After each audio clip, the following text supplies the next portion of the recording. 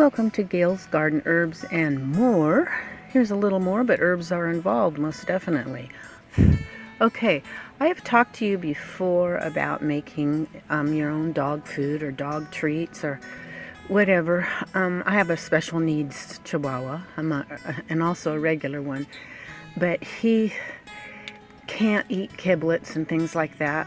So you can make this crispy, but I make it slightly soft. And he can't, I have to hand feed him most of the time. Once in a while he can eat a little bit on his own, but he gives up because it's so hard for him. Anyway, long explanation. When you make your dog food, now my basic, I've talked about the basic before, but for newer people and also maybe some different ideas since my last video, which was many years ago. Your dog's dry mix.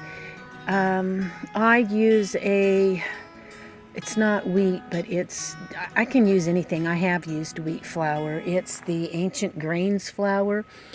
You can also use almond or nut flour. Sometimes I mix that in anyway because it's good for them. You can put seeds, different seeds, just a tiny bit of salt. Don't use the sodium white salt. Use something like pink salt or real salt or whatever, something that has the minerals in it, because minerals are good for dogs too, but you don't want too much salt because a lot of salt is just not good for the dogs.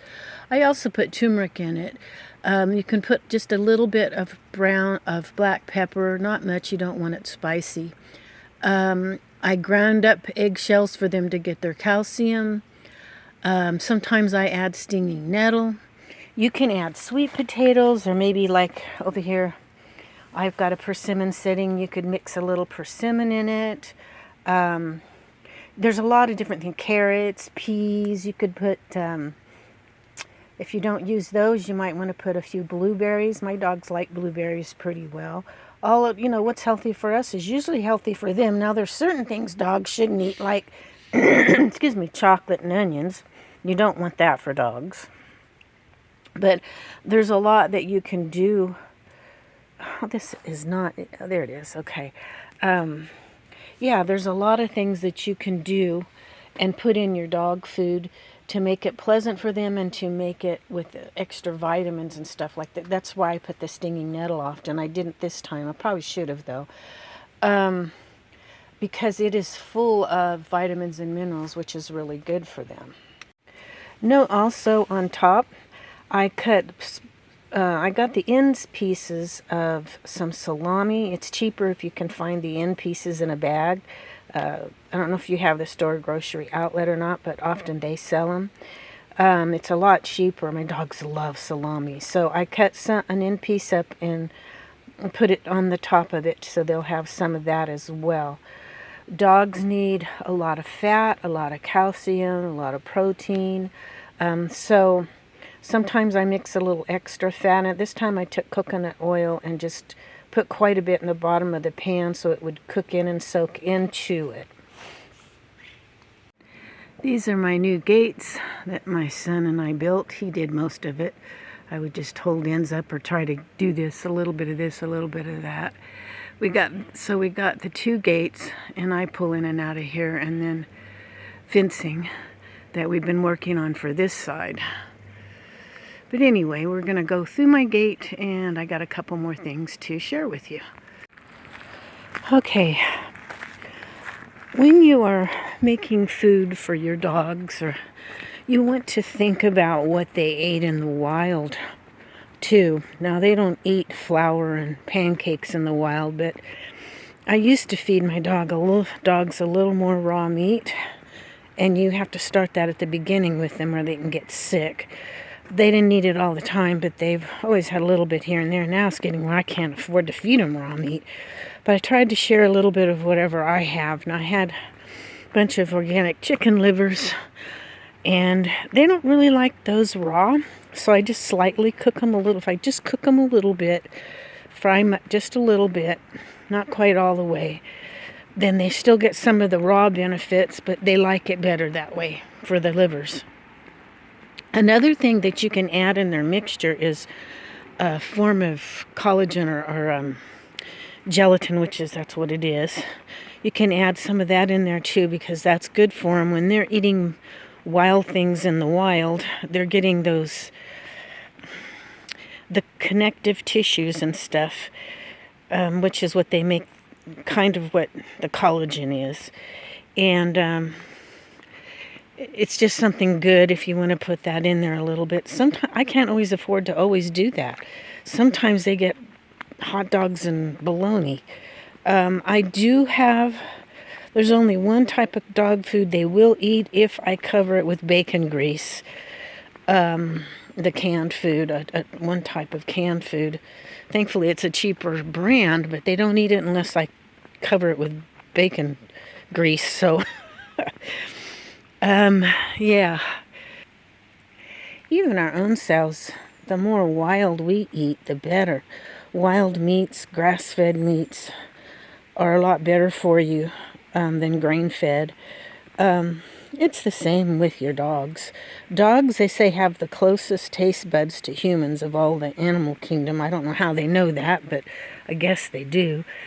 So they taste a lot like what we do. Sometimes, like my little Chai, if he's just not eating, I'll add a little bit of sugar to something to sweeten it a little to get it down him. He's more likely to eat it sometimes that way. Sometimes I'll feed him a little oatmeal with some sweetener and berries or something in it, goji berries or something, if they're softened up enough for him. He's just getting worse and worse. I can't even hardly feed him that now. No, the grains aren't that great, but he's like skin and bones. It takes so many calories for him to be able to fight his problems and be able to walk, and he's determined to make it down our little hallway to where I keep the only place I have to put potty pads. So he always tries to make it to his potty pads, but in the winters his body is burning a lot, even more calories trying to keep warm, and it's really cold on the floor. So I can't keep enough calories in him. I try to think of ways to add calories. And at the same time, my other one, she's overweight because I always have food out in case Chai Chai gets a hankering to eat something. So now I'm trying to always leave food out, or she's going to die of a heart attack because she'll eat it. And he just rarely does, but it's really, really hard to manipulate between the two. Sometimes you have that in human families themselves.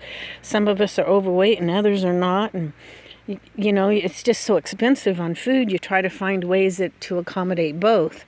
It's the same thing with my dogs.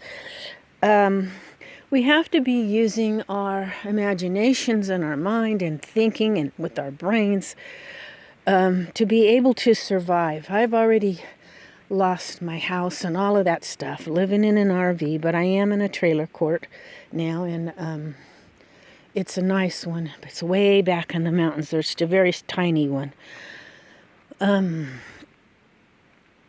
But I have to think of ways to make things work and survive.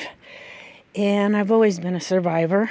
My family we were raised that way. My mom was raised in the Ozarks, part of her life, and I don't know. My family, I think, are just survivors. So I have a disadvantage in that I'm not much of a hunter, like the rest of my family, but nevertheless, everything else, I think. I'm a good shot, though.